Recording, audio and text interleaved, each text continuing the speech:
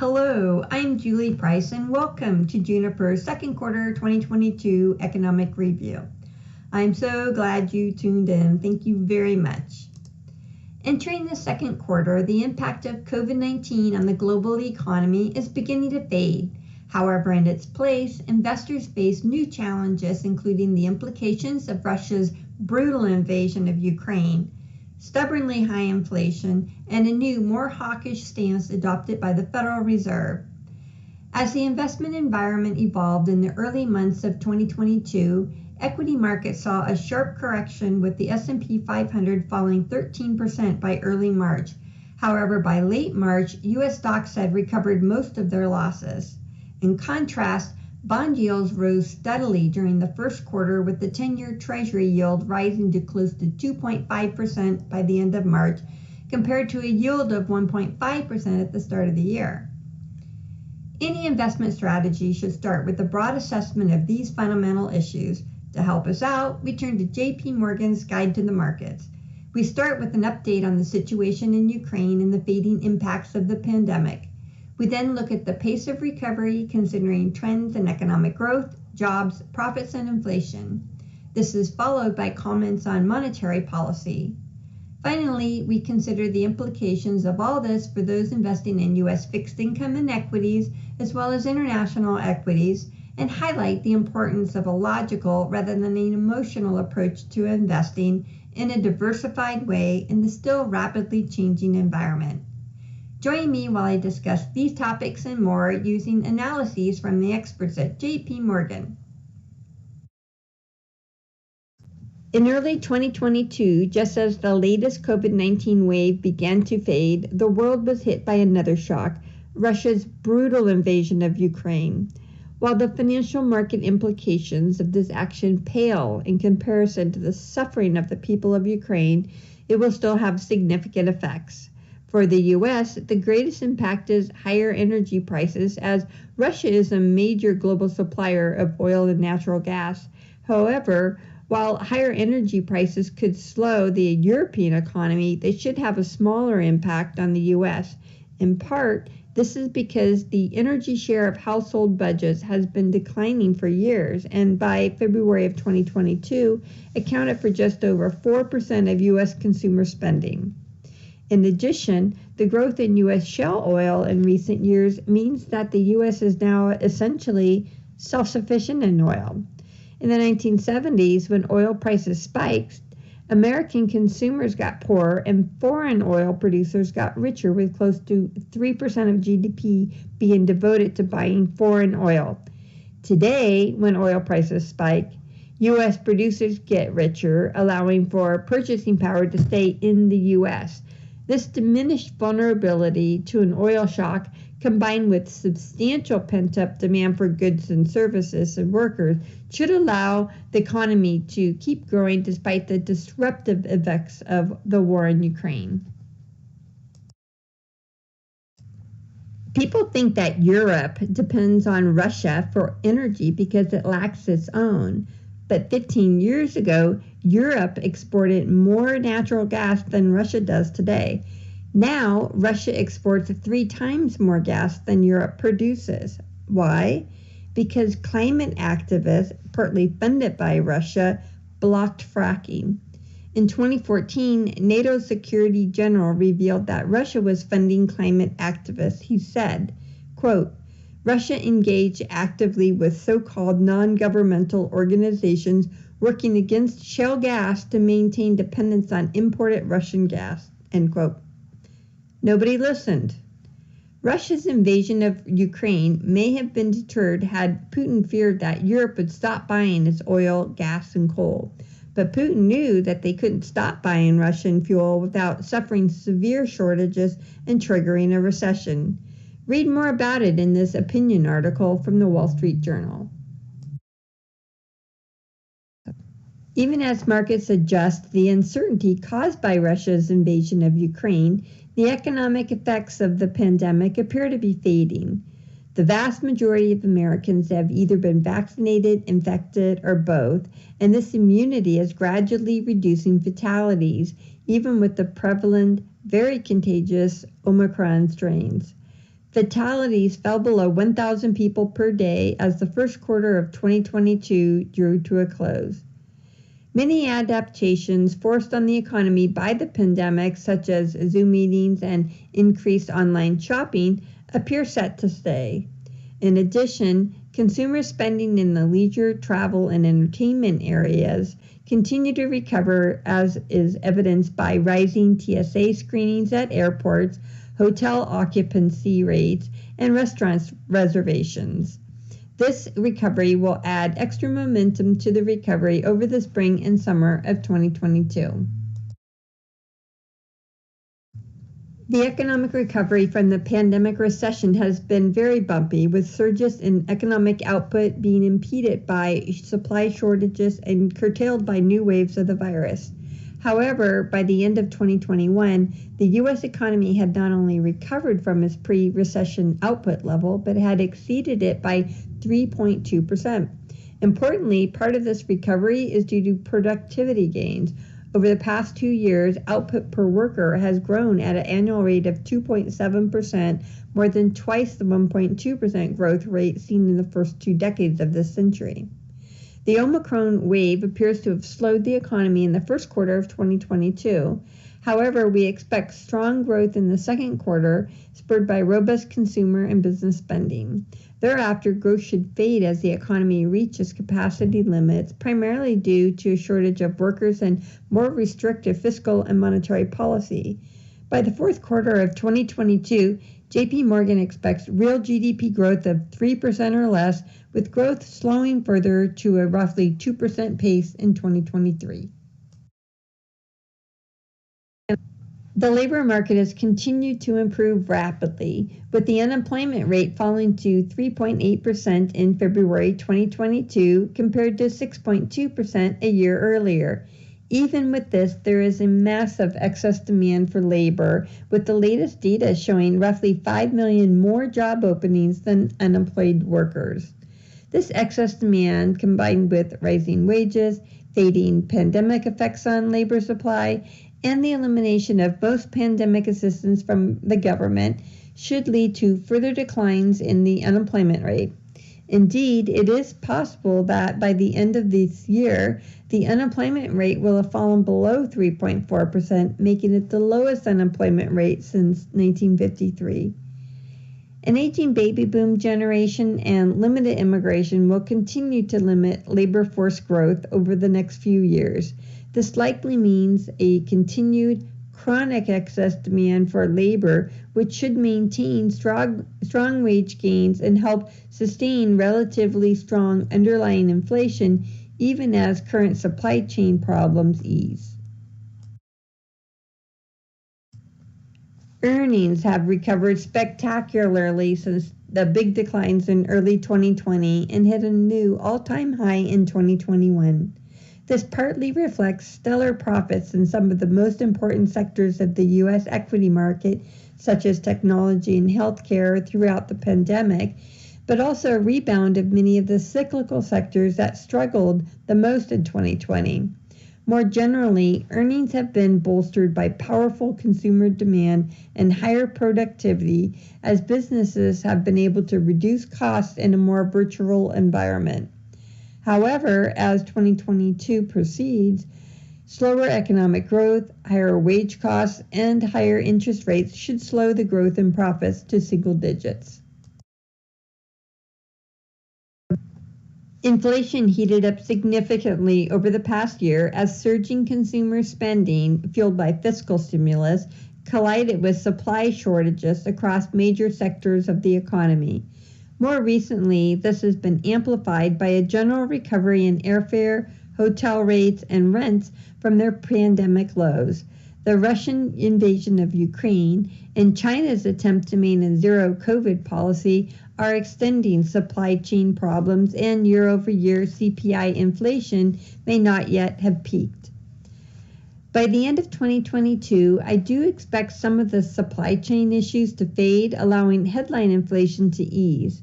However, the longer inflation persists, the stickier it gets, and and core consumption deflator inflation could remain above 3% year over year throughout 2022 and 2023. While longer-term forces could cut inflation further by the middle of the decade, the potential persistence of inflation well above the Fed's 2% target over the next 2 years has major implications for monetary policy. This slide breaks down the components of CPI over the last year. For example, inflation on food, in purple, increased from 0.25% in March last year to 1% this February. New and used vehicles, in red, have increased from a contribution of about 0.33% to about 1.5%. And restaurants, hotels, and transportation went up from about 0.5% to about 1.33%. March's CPI just came out, and inflation was 0.3% for the month, which is below the recent 0.5% monthly average. The Fed projects inflation to be around 4% by the end of 2022, and March shows that we might be headed in that direction. The price of oil is still high at over $100 a barrel, but at least it's come down from its high a few weeks ago when it briefly hit $139 a barrel.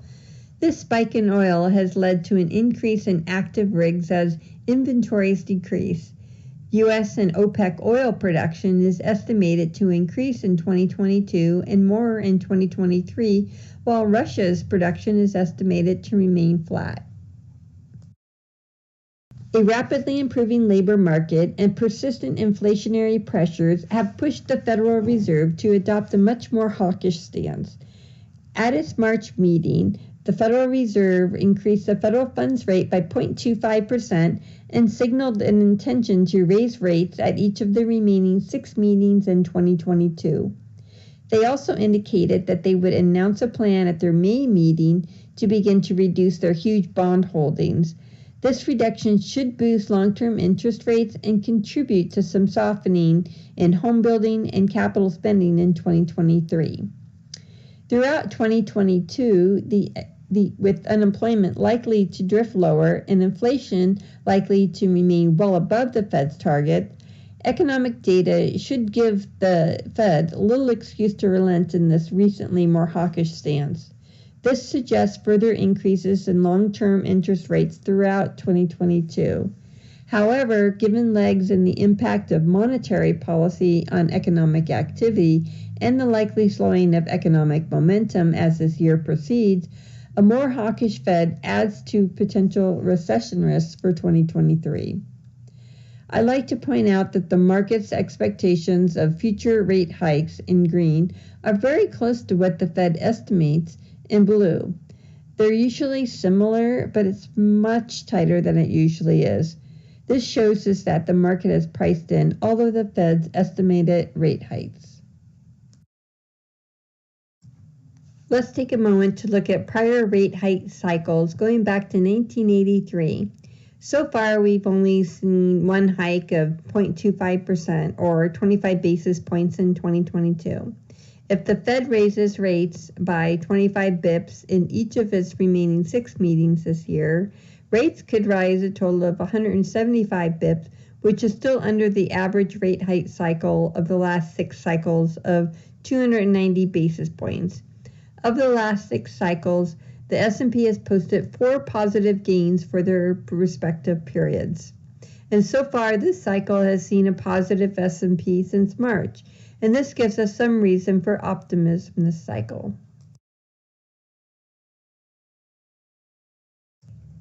High inflation, falling employment, and the Fed's much more hawkish stance led to a sharp backup in bond yields in the first quarter of 2022, leading to negative returns across fixed income markets. Moreover, the likely persistence of stubbornly high inflation and falling unemployment in the year ahead suggests continued tightening from the Federal Reserve and further broad increases in interest rates.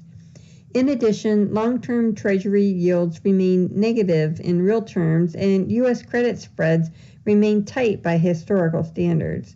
This suggests that 2022 will continue to be a challenging year for fixed income investors, although higher yields and a moderation in economic forecasts by the end of the year may signify a better 2023. U.S. equity valuations fell back significantly in early 2022. This partly reflects the stock market correction due to the impact of Russia's invasion of Ukraine and the Fed's more hawkish tilt. It also, however, reflects improved earnings expectations as the strong fourth quarter earnings season lifted expectations for the year ahead. Looking forward, however, rising interest rates will make it difficult to justify an increase in PE multiples, while rising wages and interest rates, along with slowing nominal GDP growth, should impede earnings gains. This points to the need for a more selective approach to U.S. equities as investors reassess their strategies for a post-pandemic world. After multiple years of strong outperformance of growth stocks, most notably during the pandemic in 2020, value began to recover in the first half of 2021.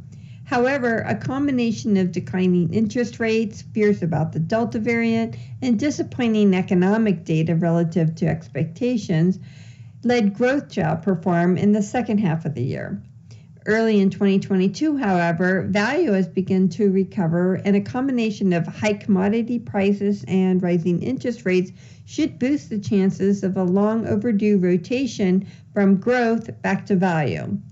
Moreover, as we see in the chart, value remains at historically cheap levels relative to growth and provides substantially higher dividends. This suggests that investors looking for income and wishing to maintain portfolio diversification may want to consider adding to their value allocations.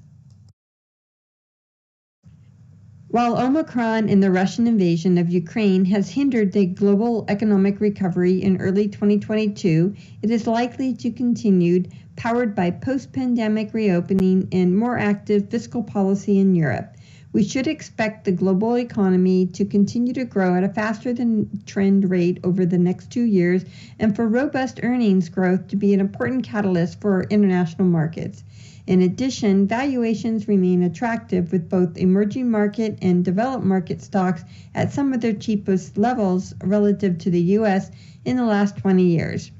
This, along with lower trade tensions and the prospect of a lower dollar in the long run, argue for a greater allocation to international equities with a partial focus on East Asia and Europe. It's been hard to hold non-U.S. developed equities in purple when you look at how well the U.S. in gray has outperformed. But prior to the 14.4 years of U.S. dominance, there was a 7-year period when the EFA, Europe, Asia, and the Far East, ruled. We never know who's going to lead, and this chart supports a diversified approach using both U.S. and non-U.S. equities. For many Americans, 2022 has begun in a troubling and disappointing way with the Omicron variant, rising inflation, and the shock of war in Ukraine. This, combined with the still very partisan political environment, has driven consumer sentiment down to its lowest level in over a decade. When investors feel gloomy and worried about the outlook, their natural tendency is to sell risk assets in general, and stocks in particular. However, history suggests that trying to time markets in this way is a mistake. This slide shows the University of Michigan Index of Consumer Sentiment stretching back over the past 50 years with 8 distinct peaks and troughs noted. It also shows how much the S&P 500 went up or down in the 12 months following the peaks or troughs. On average, buying at a confidence peak yielded a return of 4.4%, while buying at a trough returned 24.5%. This is not to argue that U.S. stocks will return anything like a 24.5% return in the year ahead. Many other factors will determine that outcome. However, it does suggest that in planning for 2022 and beyond, investors should focus on what they own and valuations rather than when to buy and sell and how they feel about the world. To recap asset class returns year-to-date March 31st, we revisit the matrix.